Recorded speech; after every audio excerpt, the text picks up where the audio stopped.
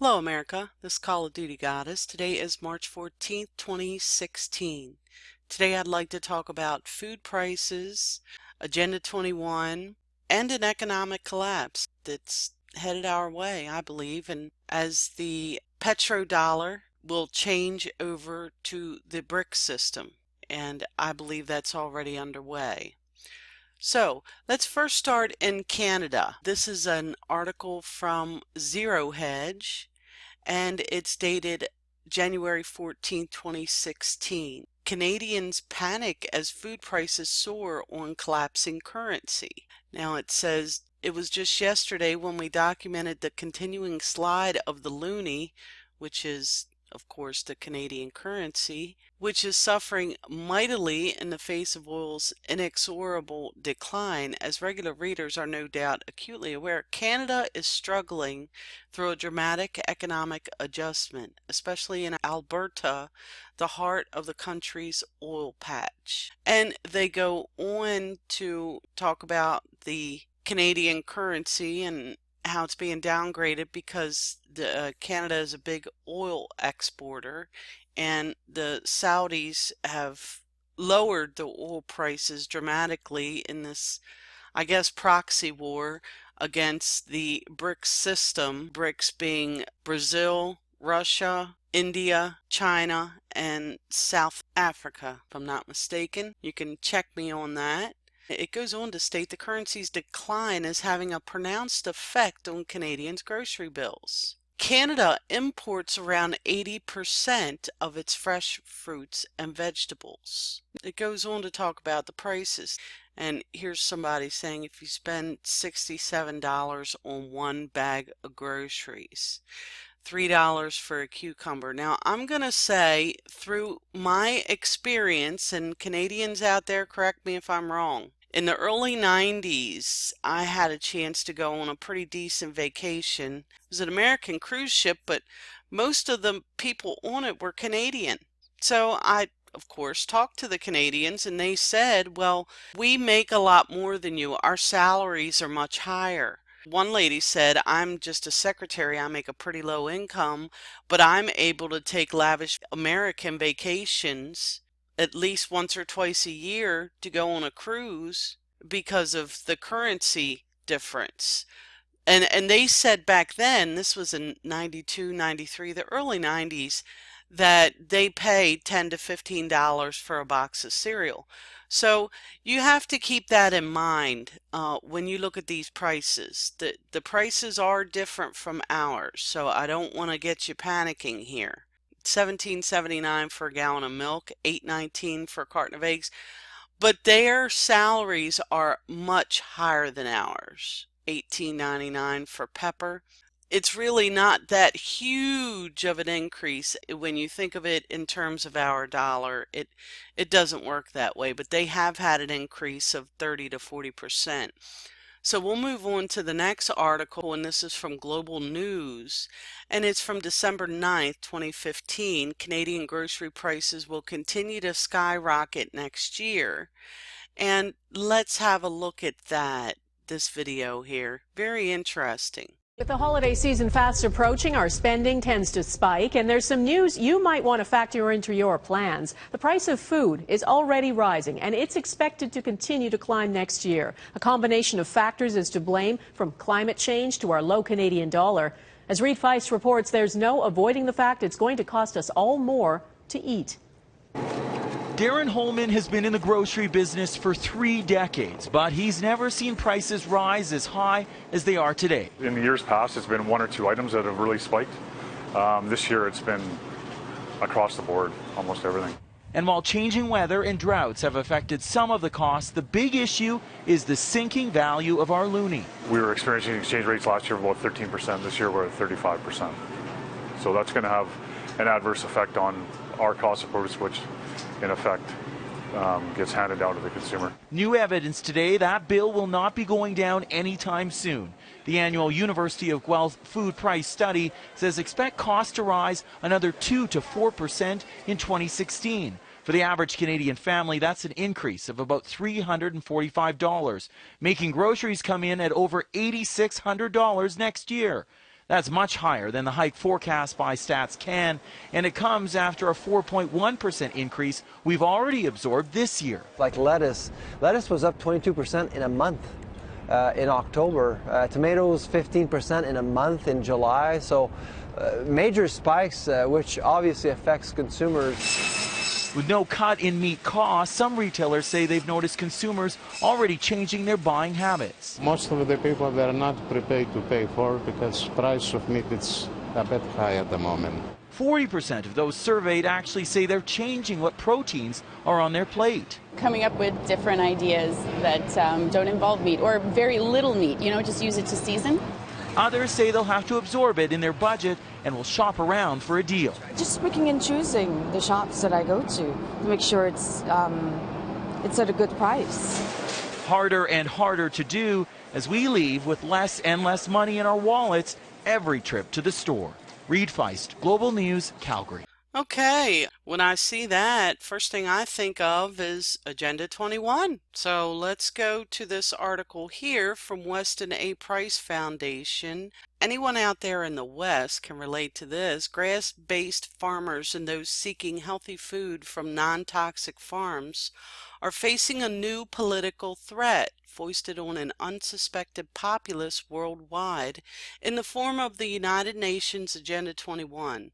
A 40-chapter blueprint for population control and world control that emerged from the 1992 Earth Summit in Rio de Janeiro.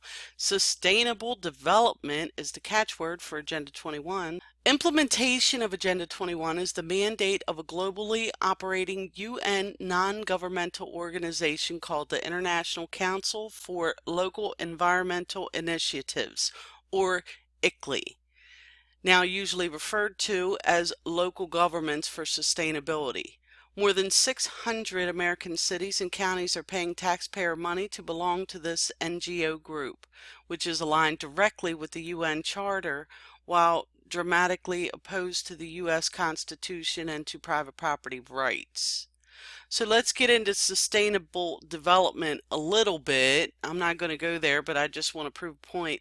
Of course, there's nothing wrong with what I call small sustainability as practiced for generations by conscientious farmers, ranchers, and others living in rural areas who are good stewards of their land. Agenda 21, Sustainable Development, current lifestyles and consumption patterns of the affluent middle class involving high meat intake, use of fossil fuels, appliances, home and work, air conditioning, and suburban housing are not sustainable. Okay? You starting to connect some dots here, seeing a pattern? I know I am. Anyway, let's move on to Venezuela. I'm at Activist Post, and this article is from February 14th, 2016. Venezuela is out of food. Now, this person traces back to pretty much why they're out of food. I think it's more about global socialism, though. This is happening globally. Anyway, I'll start here. In 2013, many began to suspect that the outlook for Venezuela was grim when prepping became illegal. The Attorney General of Venezuela called on prosecutors to target people who are hoarding basic supplies with serious sanctions. So with that being said, we'll quickly move on here to an article why the U.S. government continues to target preppers. It is from Sovereign Survival from Stephen Swift, and it was 6 months ago. And it goes on to talk about preppers and why he thinks that preppers are being targeted. He gives quite a few reasons here about utility bills, power, how the government's stocking up on hollow point bullets, and how preppers are pretty much preparing and spreading the word. I think it's about more of the control issue because of the Agenda 21, and I believe it's on a global scale. It's a method of control, and it's basically propaganda when they target the preppers and try to make them look insane. And the propaganda is trying to divert you away from preparedness and survival training, and that is not a good thing, especially when you look at what's going on with Agenda 21 and such. So I'll leave the link for this. And actually, this is a really good article. It has a prepper's list, how to make a shelter, camping tricks, and stuff like that. I think you may want to look at that. How to improve your sense of direction. Boy, I need that. So let's get back to the Venezuela article. Shortly thereafter, grocery stores instituted a fingerprint registry to purchase food and supplies. Families had to register and were allotted a certain amount of supplies to prevent hoarding. Then, just over a year ago, it became even more apparent that the country was falling. When long lines of basic necessities, such as laundry soap, diapers, and food, became the norm rather than the exception, thousands of people were standing in line for 5 to 6 hours in the hopes that they would be able to purchase a few much needed items. Shortly after the story broke to the rest of the world, the propaganda machines shifted into high gear. As the government began to ration electricity, it was announced that this was not due to economic reasons at all, but instead it was a measure of their great concern for the environment. See, and that's their built-in excuse. It's climate change, it's environment. So, folks, when you hear the excuse of climate change and environment, well, you need not go any further than to realize that we can change the weather. I did a video just yesterday titled "The DOJ to Prosecute for Climate Change Deniers," and I showed about an agreement with Canada that we had, the weather modification agreement that we had with Canada. There are numerous ones. I mean, we have it with other countries, but not on ourselves. So we through weather modification, we can kill our own countries, and that's what's going on, particularly in California. Let's go back to this. As the situation continued to devolve, farmers in Venezuela were forced to hand over their crops last summer. They assumed control of essential goods like food and began putting retail outlets out of business. Then, once they had control of the sales outlet, they began forcing farmers and food manufacturers to sell anywhere from 30 to 100% of their products to the state at the price the state opted to pay, as opposed to stores and supermarkets. But that wasn't enough to keep the population fed.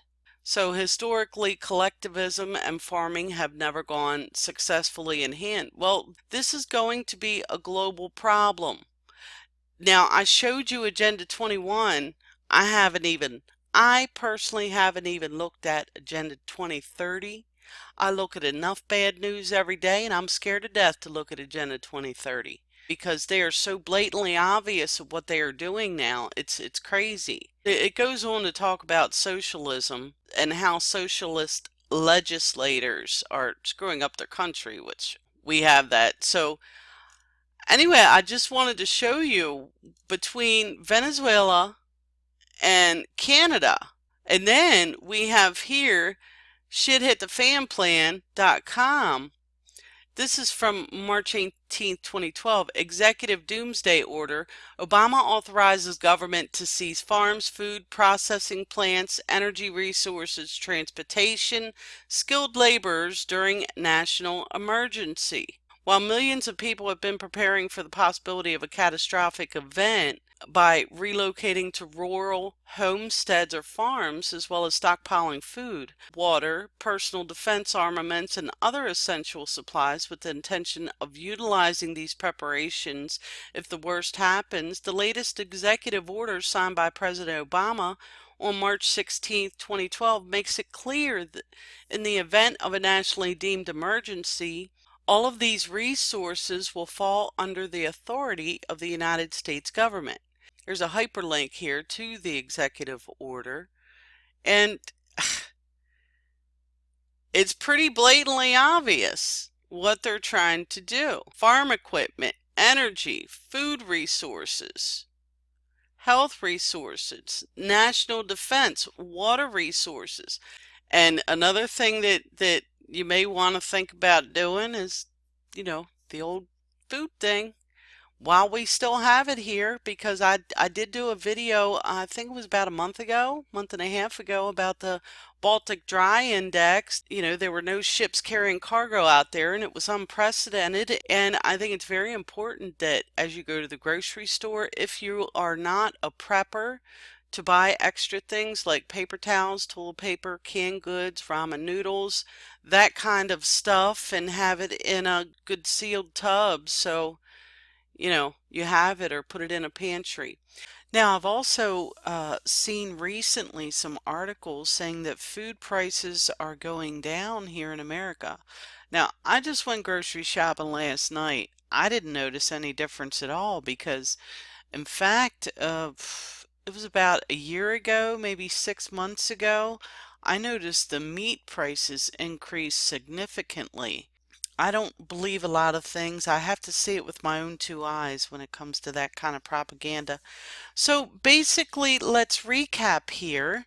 We have the food prices soaring in Canada, and then we touched on a bit of Agenda 21 and how that relates to what I was speaking of. And then you have Venezuela out of food. Now we know that's more of a communist and socialist country, but this is a global thing. I honestly believe that. And then we have the US government targeting preppers. And then we have that order from 2012, the executive order that Obama will be king and take over everything. And I think he's in the process of trying to make that happen. Anyway, this is Call of Duty Goddess signing off, and as always, I've got your 6.